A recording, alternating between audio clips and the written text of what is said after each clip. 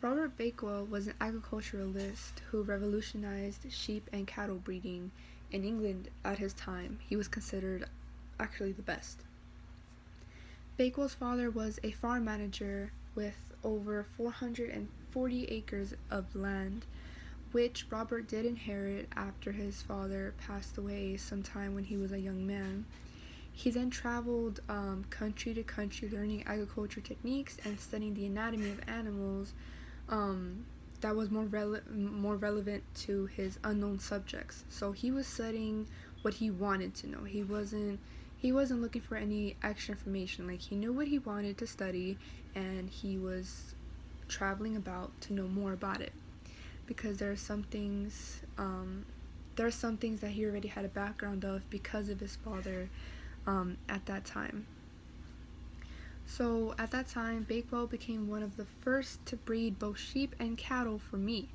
Previously, the animals were bred primarily for just wool or work, but he developed a sort of breed from sheep and longhorn cattle that were good for meat producers, but unfortunately they were poor suppliers of milk and towards the cattle, but they were slowly more selectively breeded. There was more techniques added to it, so that was just a small fix that he eventually overcame because of his studies and because of his drive of wanting to do something even bigger. So it says he was aware of the general prejudice existing in the time of close breeding. It wasn't really favored, respected, or preferred at that time.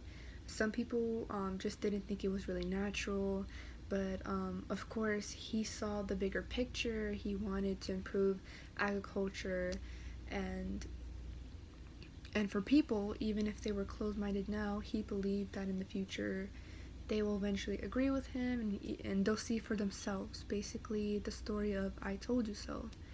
And that's really great, because now we live in the world that we do now, and we learned a few things, and just seeing how less people had to work with back then, such as, oh, they can't just look it up, they actually had to go out into the world and discover things and for themselves, was a really great thing. Even now, like, that's a really big thing.